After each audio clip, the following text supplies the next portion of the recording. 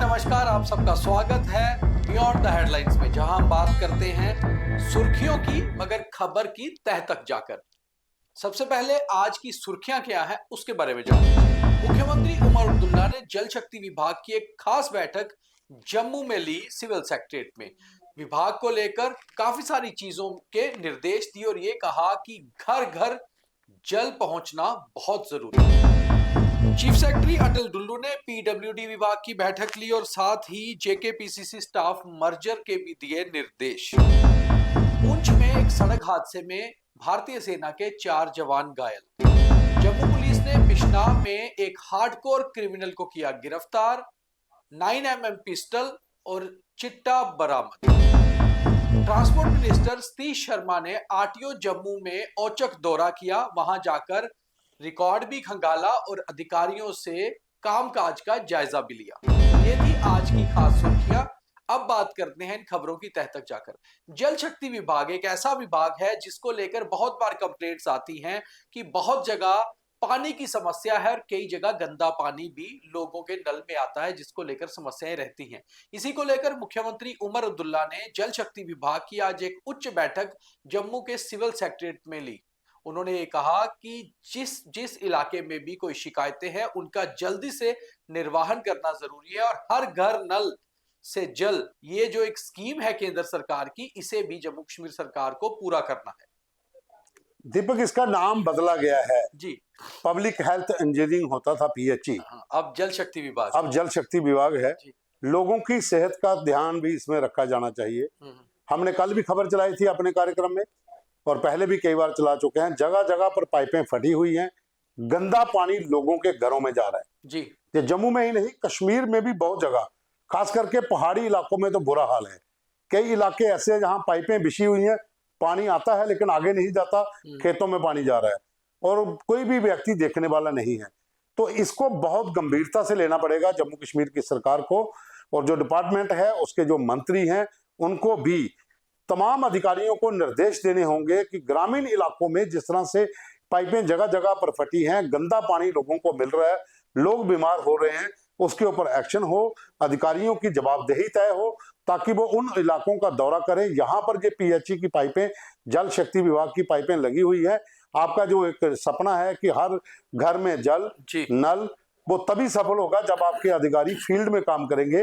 तो इनकी बैठकें लगातार तमाम बड़े अधिकारियों को, सीएम को लेनी होंगी, तब जाकर ये लोग काम कर पाएंगे।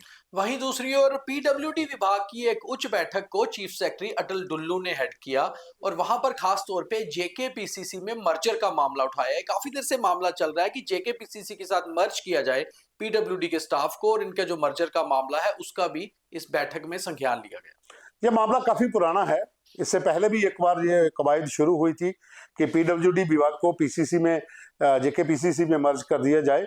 और जिस तरीके के साथ डिवीजन बढ़ते जा रहे हैं, जैसा कि हमारा आज कार्यक्रम भी इसी पर होगा विचार विमर्श, कि एम्प्लॉइज की बहुत ज्यादा कमी है, जेई बहुत ज्यादा कम है, एडब्ल्यू बहुत कम है, फील्ड अफसर बहुत कम है, तो तमाम जो डिविजन्स हैं वहां पर काम कर पाना मुश्किल है।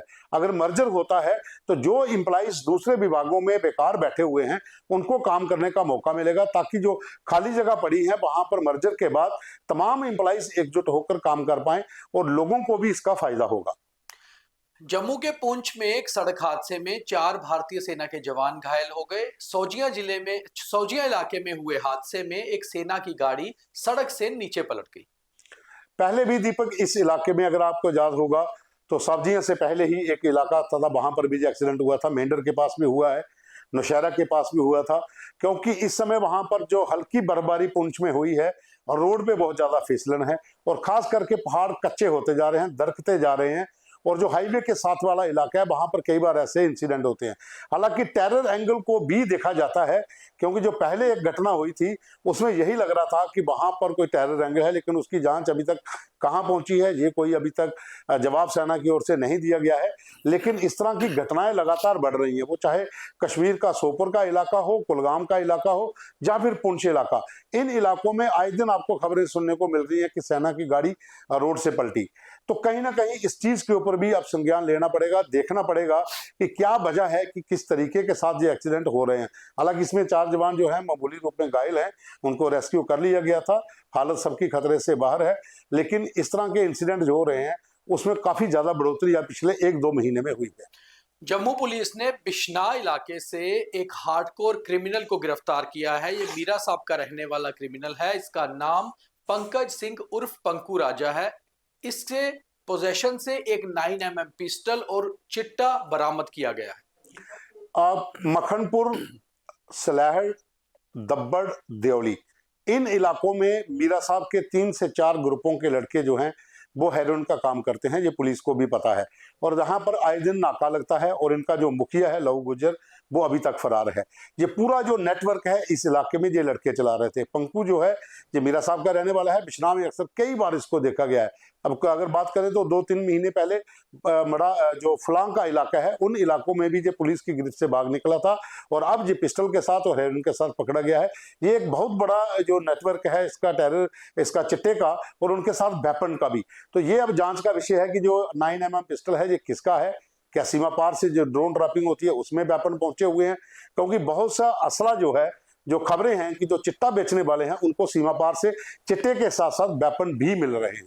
गटारू हत्याकांड के बाद लगातार जम्मू पुलिस ने धरपकड़ शुरू की है और खास तौर पे बिश्नाह थाना, आरएसपुरा थाना, विजयपुर थाना, बड़ी ब्राह्मणा थाना और अरनिया थाना, इन इलाकों में खास तौर से नाकाबंदी की जा रही है, नाके लगाए जा रहे हैं और जितने भी जो इस एरिया में क्रिमिनल्स हैं, खास तौर पे हिस्ट्री शीटर्स हैं, उनकी शिनाख्त करके उन्हें कहीं ना कहीं वापस थाने में बुलाया जा रहा है और नाकाबंदी के दौरान कोशिश की जा रही है कि जितने भी क्रिमिनल्स हैं उन्हें गिरफ्तार भी किया जाए। तो जम्मू पुलिस की एक अच्छी मुहिम है क्राइम के विरोध में।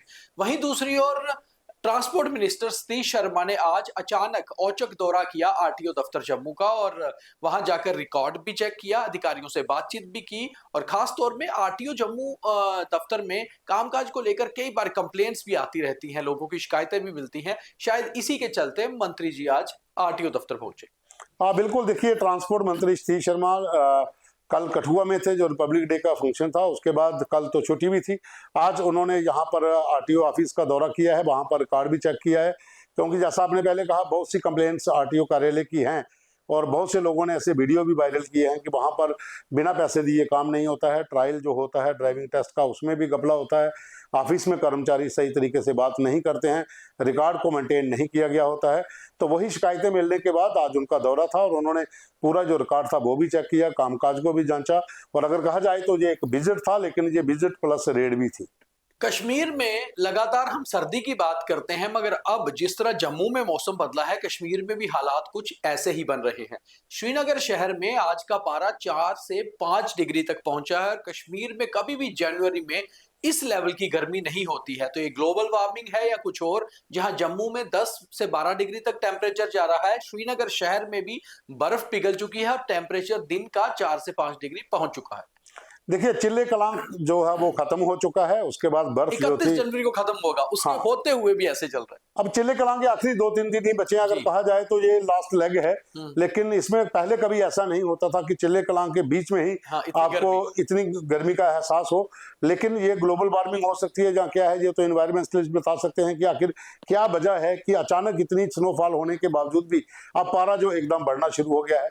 अब जम्मू की बात कर लीजिए तो सुबह और रात को थोड़ी ठंडक होती है, दिन में अगर धूप निकलती है तो वो ठिठुरन खत्म हो चुकी है। हालांकि अभी जनवरी महीना जो है वो चल रहा है, फरवरी में ऐसा होता था, वो भी एंड फरवरी में, कि जो ठंड से लोगों को पूरी तरह से राहत मिलती थी।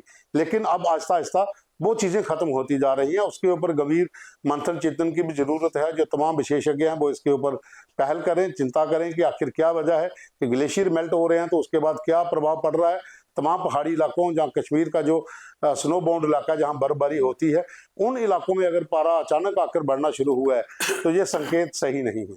जहां यूएस और कनाडा में लगातार पारा -40 तक जा रहा है और बर्फीले तूफान आ रहे हैं, वहीं अमूमन सर्द रहने वाला कश्मीर अब गर्म हो रहा है। तो कहीं ना कहीं ग्लोबल वार्मिंग या कुछ और, इसके ऊपर भी किसी दिन खास चर्चा करेंगे। मगर आप 7 बजे हमारा जो कार्यक्रम रिलीज हुआ है गटारू हत्याकांड को लेकर, एक खास पुलिस की जांच कहां तक पहुंची है वो जरूर देखिए।